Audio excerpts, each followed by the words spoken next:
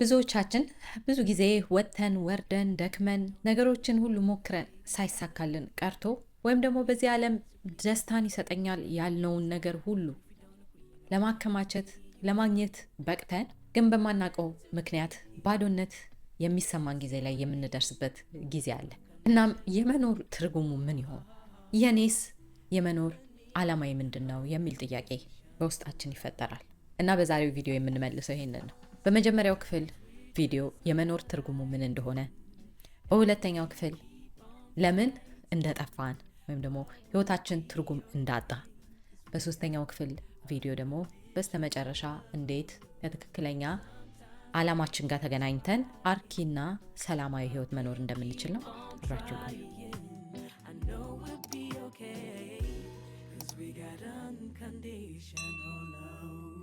ሰላም ውዶች፣ ለዚህ ቻናል አዲስ ከሆናችሁ እንኳን ወደ ቻናሉ በሰላም መጣችሁ። ከኔ ጋር የቆያችሁ ቤተሰቦች፣ ጓደኞች ከሆናችሁ ደግሞ እንኳን ተመልሳችሁ መጣችሁ። እኔ መሊያን እባላለሁ። የመንፈሳዊና የስሜታዊ ፈውስ መሪ ነኝ። በነገራችን ላይ በህይወቱ እያለፉ ያሉበት ስፔሻል የሆነ ኬዝ እና የኔን እገዛ ወይም ኮቺንግ የሚፈልጉበት ነገር ካለ ዲስክሪፕሽን ቦክስ ውስጥ ያለውን ኮቺንግ ወይም ደግሞ የግል ማማከር ሊንክ በመጫን ቡክ በማድረግ ከኔ ጋር በግል መስራት እንችላለን። እሺ፣ እንግዲህ በመጀመሪያ ምንድነው የህይወት ዓላማው የሚለው እንመልከት። የህይወት ዓላማው ምንድነው ሲባል በጣም ሲምፕል በሆነ መንገድ ለማስቀመጥ ራሳችንን መሆን ነው። ምናልባት ጠለቅ ብዬ ስገባበት ሞር አንደርስታንድ ታደርጉታላችሁ። ግን ያ ምንድነው? መጀመሪያ ደረጃ ራሳችንን ለመሆን ከኢጎ ንቃት መላቀቅ፣ ነፍሳችንን ሙሉ ለሙሉ መግለጥና ፍጥረትን ማስቀጠል። ይሄ ነው ዋነኛው እዚህ ምድር ላይ ያለንበት ዓላማ።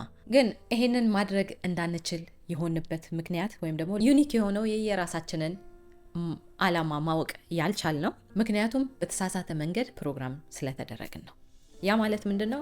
ከትክክለኛ ነፍሳችን እቺን ምድር በንጹህነት ኤክስፒሪየንስ ልታደርግ ካለችው ከነፍሳችን ተራርቀን በኢጓዊ ንቃተ ህሊና ስንኖር የምንኖረው እዚህ ምድር ላይ መተን ከገነባነው ማንነት ነው ማለት ነው። ማንኛውም ህፃን ወደዚህ ምድር ሲመጣ ማንነት ይዞ የመጣ የለም። ማንነት የሚሰጠን በልጅነት ወቅታችን ያሳለፍነው ህይወት፣ የተስተናገድንበት መንገድ፣ የታየንበት አይን ነው። እኔ ስሜ ይሄ ነው፣ ብሔሬ ይሄ ነው፣ ሃይማኖቴ ይሄ ነው፣ እኔ አይናፋር ነኝ፣ እኔ ደፋር ነኝ፣ እኔ ደካማ ነኝ፣ እኔ ጠንካራ ነኝ፣ እኔ ስሜቴ ቶሎ የሚነካ ነኝ፣ እኔ ቆፍጣና ነኝ፣ እኔ ተፈቃሪ ነኝ ወይም እኔ ተፈቃሪ አይደለሁም፣ እኔ ብቁ ነኝ እችላለሁ ወይም ደግሞ እኔ ብቁ አይደለሁም አልችልም፣ እኔ ዋጋዬ ከፍ ያለ ነው ወይም ደግሞ ዋጋዬ ዝቅ ያለ ነው። ይሄ ሁሉ ነገር አብሮን እንደ ማህተም እላያችን ላይ ተመቶ የተሰጠን ወይም እንደዛ ሆነን የተወለድን ሳንሆን እዚህ ምድር ላይ የተስተናገንበት በአቅራቢያችን በዙሪያችን ያሉ ሰዎች ያዩን አይን ነው ይሄንን እንዲህ ነኝ ብለን እንድናምን ያደረገን ነገር እና ይሄ ፈጣሪ ሁል ጊዜ ይጠብቀኛል፣ እኔ ባልታገልም ሁሉን ነገር ያቀርብልኛል ብለን እንዳናምን የሚያደርገን ነገር በቃ ሁል ጊዜ እኔ ታግዬ ጥሬ ግሬ ህይወቴን ማትረፍ አለብኝ የሚል ስቴት ላይ ያደርገናል። ስለዚህ እቺን ዓለም ኤክስፒሪየንስ የምናደርግበት መንገድ ከዛ ማንነት ወይም ደግሞ ከዛ እይታ የተነሳ ይሆናል። ያ ማለት ምንድነው? ጠዋት ማታ ምን ላይ ነን ያለነው? ሰዎች እንዲወዱን ወይ ሰዎች እንዲቀበሉን ራሳችንን ፐርፌክት አድርጎ ለዓለም ለማሳየት ጥረት ላይ፣ ጎበዝ ጎሽ ለመባል የሆነ ነገር አቺቭ ለማድረግ ጥረት ላይ፣ የሰው መውደድ የሰው ፍቅር እንድናገኝ በቃ ለሰው ስናጎበድድ ወይም ደግሞ ይሄ ያገኘነውን ነገር በህይወታችን የገባውን ነገር እንዳናጣ ያንን ነገር ለመቆጣጠር ስንታገል ወይም ደግሞ ያፈርንበት ማንነት እንዳይታይ ትክክለኛ ማንነታችንን ደብቀን በሌላ ማንነት ለመገለጥ ስንታገል ከእንደዚህ አይነት ስቴት ላይ ከሆነ የምንንቀሳቀሰው የተረጋጋ ፍቅር ላይ፣ ሰላም ላይ፣ ሀሴት ላይ አይደለንም ያለነው። ያ ሁኔታ ላይ መሆን ማለት ደግሞ ከህይወት ጋር ትግል ላይ ነን ማለት ነው። ስለዛ በዛ ሁኔታ ላይ ሆነን ትክክለኛ የህይወት ዓላማን ማወቅ ወይም ደግሞ የራሳችንን ዩኒክ የሆነ ዓላማ ማግኘት በጣም ከባድ የሆነ ነገር ነው። ስለዚህ እንዴት ነው የህይወት ዓላማችንን ማግኘት የምንችለው የሚለው እንመልከት። የመጀመሪያው ስቴፕ የሚሆነው ምንድነው? ኢጎን ትራንሴንድ ማድረግ ወይም ደግሞ እውነታችንን ማግኘት። እዚህ ጋር የህይወት ዓላማችሁን ለማግኘት እነዚህን 2 ጥያቄዎች ራሳችሁን ጠይቁ። የመጀመሪያው ኢጎን ትራንሴንድ ባረግ ወይም ደግሞ ያለኝን ፍራቻ ሁሉ ባስወግድ በህይወቴ ምን ሳደርግ ራሴን አገኘዋለሁ የሚለውን ጠይቁ። ያ ማለት ምንድነው? ሜጀር የሆኑ ፍራቻዎቻችን ከሰው መገለል፣ በሰው መገመት፣ ውድቀት፣ የሆነ ነገር ጀምሬ ባይሳካና በወድቅ ሰው መሳቂያ ልሆን ነው፣ ሪጀክሽን ወይም ደግሞ ተቀባይነት ማጣት ወይም ደግሞ አንሰርቴኒቲ የማይታወቀውን መፍራት ሜጀር የምንላቸው እነዚህ ፍራቻዎች ናቸው። ስለዚህ እነዚህን ፍራቻዎች ሁሉ አስወግጄ ከትክክለኛ ማንነቴ ብሆን ምንድነው በህይወቴ ላደርግ የምችለው የሚለውን ራሳችሁን ጠይቁ። ያ አንድ ወደ ትክክለኛ ፐርፐዛችሁ የሚመራችሁ መንገድ ነው። ሁለተኛው ጥያቄ እዚህ ጋር ደግሞ ብዙ ጊዜ ኢጓችን ትሪክ ያደርገናል። ትክክለኛ ዓላማችንን ለማግኘት ሁሉ ነገር ተሟልቶልኛል ብለን ማሰብ ያስፈልጋል። ሌትስ ሴይ ሁሉ ነገር ተሟልቶልኛል፣ ለገንዘብ ካልሆነ ነገሮችን የማደርገው ወይም ደግሞ ፌመስነት ለማግኘት ካልሆነ ነገሮችን የማደርገው ወይም ደግሞ በሰው ተቀባይነት እንዳገኝ ካልሆነ ነገሮችን ባያደርገው ወይም ደግሞ የሆነ ነገር እንዲያመጣልኝ ባይሆን የማደርገውን ነገር የማደርገው ሁሉ ነገር የተሟላልኝ ቢሆን ምን ላደርግ እችላለሁ ብላችሁ ራሳችሁን ጠይቁ። ምክንያቱም ኢጎ ትሪክ የሚያደርገው ምንድነው? ይሄንን ነው ማድረግ የምፈልገው። ለምን ቀስ ብላችሁ ትሬስ ስታደርጉ ለምንድነው እንደዚህ ማድረግ የምፈልገው? በህይወት ይሄንን ማድረግ የምፈልገው ሁል ጊዜ ከጀርባ ወይ ገንዘብ ስለሚያስገኝ ነው፣ ወይ ሰው ተቀባይነት ስለሚያስገኝ ነው፣ ወይ የሆነ ፌመስ ስለሚያደርግ ነው ምናምን እንጂ ንጹህ ነፍሳችን ሙሉ ለሙሉ መገለጥ የምትፈልግበትን ነገር አይደለም ሚመራል።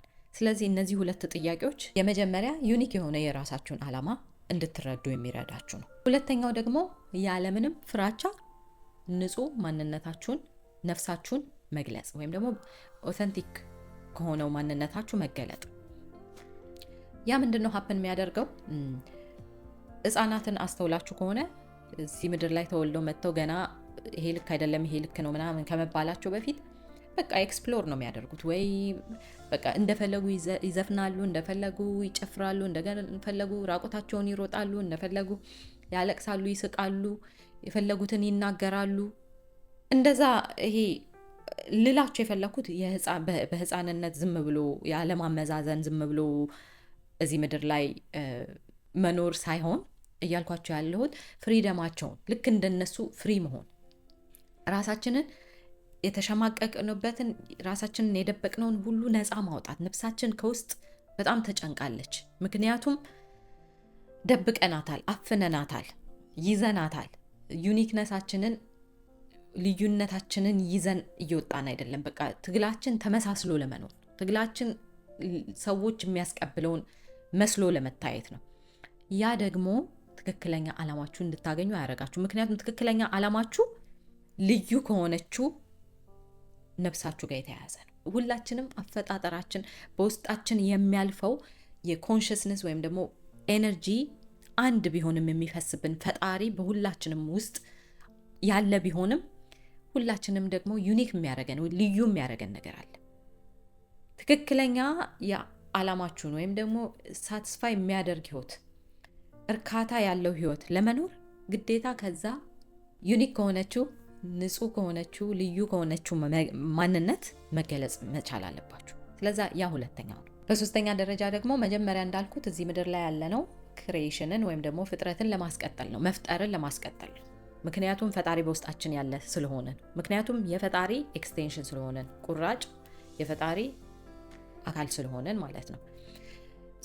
እዚህ ጋር የምንፈጥረው ነገር ከዛ ልዩ ከሆነች ነፍሳችን የሚወጣ መሆን አለበት። ያ ማለት ምንድነው? እኛ የሆነ ራሳችንን ዋጋችንን ለመግለጽ ወይም ደግሞ እኔ ይሄንን ስላደረኩ ዋጋ ያለኝ ሰው ነኝ፣ ይሄንን መፍጠር ስለምችል ዋጋዬ ከፍ ያለ ነው የሚል ዋጋችንን ከዛ ከምናደርገው ነገር ለማግኘት ሳይሆን፣ ምክንያቱም የምናደርገው ነገርም ሆነ ምንም እዚህ ምድር ላይ የምንመካበት ነገር ሁሉ እቺ ዓለም ኢምፐርማነንት ስለሆነች ጥሎ ሊሄድ የሚችል ነገር። ስለዚህ ዋጋችንን ከምንሰራው ነገር ጋር ማያያዝ የለብንም። ግን ምንድነው ክሪኤሽንን ከንጹህ ነፍሳችን ማስቀጠል ማለት የምንሰራው ነገር ነፍሳችንን የሚገልጽ ያቺ ልዩነቷን የሚያሳይ ሊሆን ይገባል። ያ ትክክለኛ ፐርፐዛችሁ ጋር የሚወስዳችሁ ነገር ነው። የምሰራው ነገር የሆነ ነገር ለማግኘት ነው ወይስ ደግሞ የነፍሴን ልዩነት በዚህ በምሰራው ነገር ለመግለጥ ነው? ምክንያቱም እንዳልነው ነፍሳችን በንጹህ በልዩነቷ መገለጥ ትፈልጋለች። ደግሞ የሚገርማችሁ ነገር ሁላችንም የሆነ ነገር አለን። ግዴታ የአርት ኢኖቬሽን፣ ሳይንስ ወይም ደግሞ ዶክተር መሆን ወይም ደግሞ እንደኔ እንደዚህ ቪዲዮ መስራት ምናምን ላይሆን ይችላል። በቃ በእውነት ነው የምላችሁ 8 ቢሊዮን የሆነ ህዝብ እዚህ ምድር ላይ ያለው በሚገርም ሁኔታ ሁላችንም ከአንድ ሶርስ የተገኘን አንድ ብንሆንም ልክ ደግሞ እንደ የጣት አሻራችን ሁላችንም የተለየነን። ማንም እዚህ ምድር ላይ ዩኒክ የሆነ ልዩ የሆነ ጊፍት የሚሰጠው ነገር የሌለው የለም። ችግሩ በዚህ ፕሮግራም በተደረግንበት የማህበረሰብ ስታንዳርድ እቀበላለሁ አልቀበልም በሚል ምክንያት ያቺ ንጹህ ነፍሳችንን መግለጽ ስላቃተ ነው ትክክለኛ ዓላማችንን ማግኘት ያልቻል። ስለዚህ ትክክለኛ ዓላማችንን ለማግኘት በመጀመሪያ ደረጃ ከኢጎ ንቃት መላቀቅ መቻል አለብን። በሁለተኛ ደረጃ ነፍሳችንን ሙሉ ለሙሉ መግለጥ፣ በሶስተኛ ደረጃ ደግሞ ፍጥረትን ማስቀጠል፣ ከትክክለኛ ያቺ ነፍሳችንን በሚገልጽ መልኩ መፍጠርን መቀጠል። አይ ሆፕ ይሄ ቪዲዮ ጠቅማችኋል ብዬ አስባለሁ። ይሄ ቪዲዮ ከጠቀማችሁ ለሌሎች ይገባችኋል፣ ሊያዩት ይገባል ለምትሉ ሰዎች ሁሉ ሼር አድርጉት። ከዛ በተረፈ መጀመሪያ ላይ እንዳልኩት የኔን እገዛ የምትፈልጉበት በህይወታችሁ እያለፋችሁበት ያለ ስፔሻል የሆነ ኬዝ ካላችሁ ዲስክሪፕሽን ቦክስ ውስጥ የኮቺንግ ሊንክ አለ። እሱን በመጫን ቡክ በማድረግ ከኔ ጋር በግል መስራት እንችላለን። ከዛ በተረፈ እኔ ለዛሬ አበቃሁ። በሚቀጥለው ቪዲዮ እስከማያችሁ ባይ።